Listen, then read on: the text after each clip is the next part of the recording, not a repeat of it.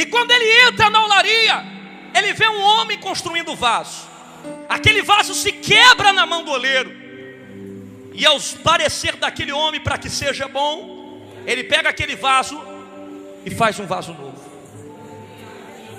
E durante o capítulo 1 até o capítulo 18, que Jeremias foi entender o que é ser profeta. Eu te provo na Bíblia que o ministério de Jeremias muda depois que ele entra no capítulo 18, que ele passa pela olaria.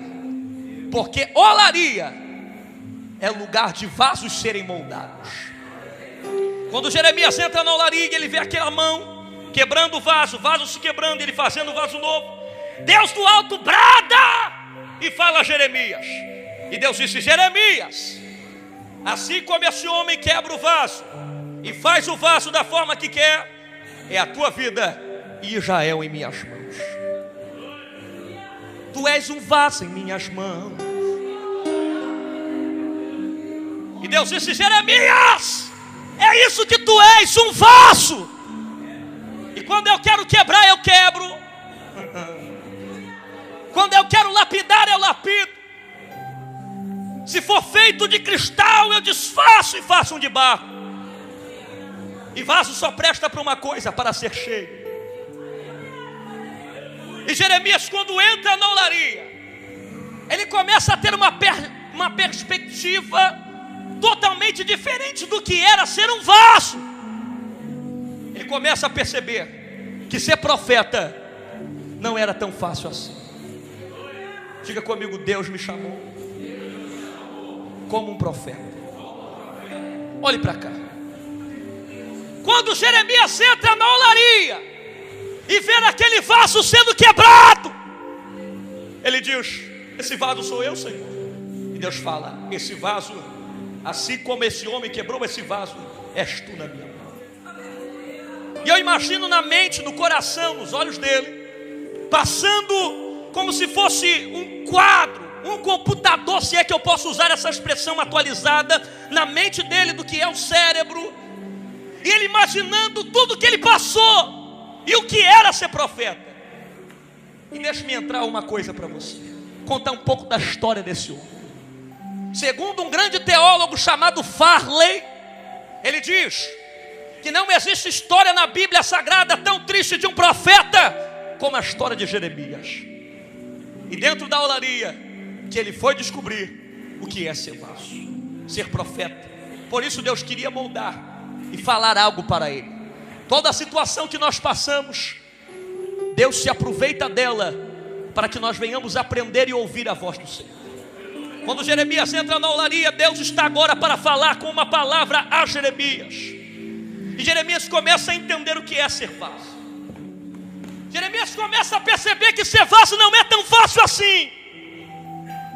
Jeremias começa a entender que ser profeta é renunciar o mundo.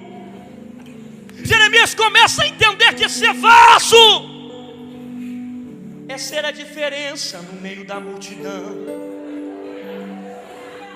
E segundo a narrativa, a história diz que quando Deus levanta Jeremias, até o próprio pai de Jeremias, que era sacerdote, abandonou a vida do profeta, não deu ouvido às palavras que saíam da boca dele.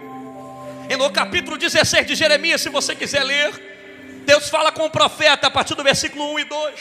E Deus disse: você não casará, e não tomará mulher para si, e não terá filhos. Jeremias passou a maior parte da vida dele sozinho, solitário, mas estava com Deus. Deus tinha um ministério sobre ele, Deus tinha um chamado. João capítulo 15, versículo 16: não foi vós que escolheste a mim, mas eu que vos escolhi. E quando eu começo a entender que não fui eu que escolhi o meu ministério, mas foi Deus que me escolheu, eu compreendo que existirão batalhas e lutas que eu passarei, por motivos que por carne humana eu vou querer tentar fugir, mas foi Deus que me escolheu e eu tenho que ficar naquela direção. Porque quando ele entra na olaria, ele aprende o que é ser vaso. E ele começa a descobrir que ser vaso não era tão fácil assim. Ele era rejeitado pelos pais. A Bíblia diz que os amigos de Jeremias abandonaram ele. A Bíblia diz que ele ficou na maior parte do teu ministério solitário.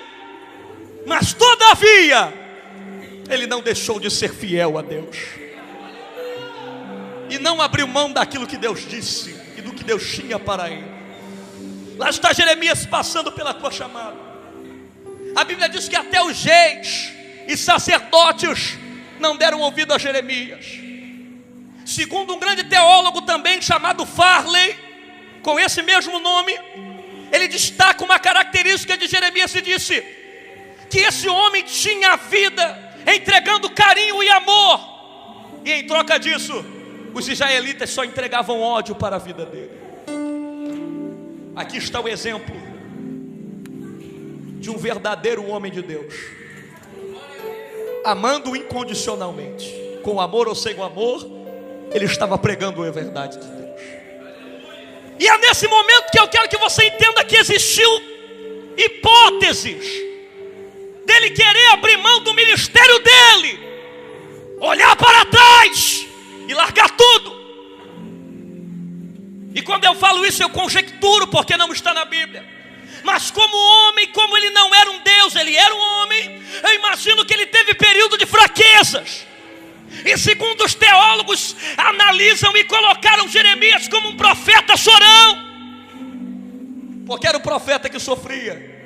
Quando o povo não ouvia, não dava ouvido a ele, as lágrimas caíam dos seus olhos, e ele começava a chorar. Ele começava a gritar e a dizer: Senhor, por que eu estou passando isso? E você acha que não existiu momentos na vida do profeta que ele não quis abrir mão do ministério? Só que não somos nós que escolhemos a Deus, é Deus que nos escolhe. E quando Deus nos escolhe, nós passamos por coisas que diante da lógica humana nós achamos que vamos parar e vamos recuar diante da guerra. Só que Deus disse assim: fique na olaria, porque é lá que eu te farei ouvir as minhas palavras. Ele está sendo perseguido, o coração dele está triste, ele não sabe mais para onde ir. Não tem amigos, não tem colegas, apenas Deus para conversar. O mundo não entende o profeta, ele está sozinho e ele agora está numa vida solitária. E Deus disse: não saia, porque é isso que eu tenho para você. Um chamado de profeta. E quem é profeta tem que se separar no meio da multidão. Existiam momentos na vida de Jeremias que ele deu vontade de literalmente chutar o balde. Existiam momentos na vida de Jeremias que ele deu vontade de largar tudo e olhar para trás, de ser comum, de ser normal. Mas Deus disse: não, tu serás aquilo que eu preparei para ti. E existem situações na minha vida e na sua vida que nós olhamos e falamos: Deus, nós não vamos suportar. Só que Deus tem uma palavra para você nessa noite: não saia da olaria, porque é lá que você vai ouvir as minhas palavras. E tem momentos que a provação dói tanto que parece que nós não vamos suportar. E você fala: Deus, eu não vou aguentar, a minha esperança está terminando, a fraqueza invade a minha alma. E tem horas que até mesmo eu duvido dos milagres que vão acontecer, porque nós somos humanos e a nossa visão é limitada. Por isso que Deus diz que os que esperam no Senhor renovarão as suas forças, subirão com asas como águia. Porque a nossa visão é limitada, mas a visão da águia, ela vê amplamente o que está acontecendo. Existem situações na nossa vida que quando nós estamos na olaria de Deus, não adianta fugir, não adianta olhar para trás, não adianta recuar, é ficar, encher o pulmão de ar, se mostrar valente na batalha e dizer: Deus, eu não vou recuar. Porque a Bíblia diz que o trabalhador, o obreiro que olha para trás, não é digno de ver a glória de Deus.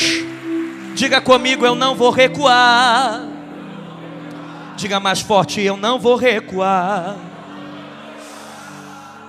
É como se eu vejo você passando por lutas e dificuldades, dizendo: pastor, tem hora que dá vontade de abrir mão de tudo e ser uma pessoa normal. E Deus diz nessa noite para você: não faça isso, porque o que tenho para você é maior do que além do que os seus olhos podem ver. Não recue, porque Satanás não vai te parar. Não recue, porque a fraqueza não vai te dominar. Seja forte. Faça como Paulo, tira forças da fraqueza e diz que tudo você pode naquele que te fortalece. Tem hora que a esperança parece que vai acabar. Em Eclesiastes capítulo 7, a Bíblia diz que é melhor o final das coisas do que o princípio delas. E você fala: Deus, eu não sei se eu vou aguentar. Eu não sei se eu ainda acredito na libertação do meu filho.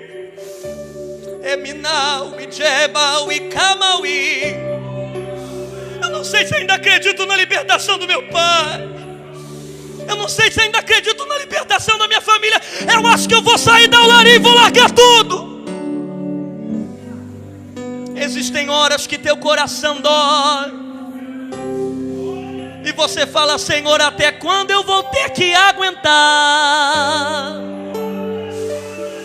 Existem horas que a tua alma grita e você diz: Senhor, eu não vou suportar. A minha esperança está se acabando. É como se eu visse Jeremias naquela situação, ele dizendo: Deus, eu não vou suportar. É como se eu escuto a tua alma gritar e você dizer: Deus, eu preciso de um refúgio.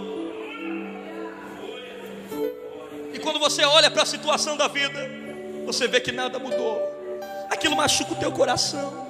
Chega em casa, vê que nada mudou. Vai no trabalho, vê que nada mudou. Vem para a vigília, vai para a igreja, vê que nada mudou. O que está acontecendo?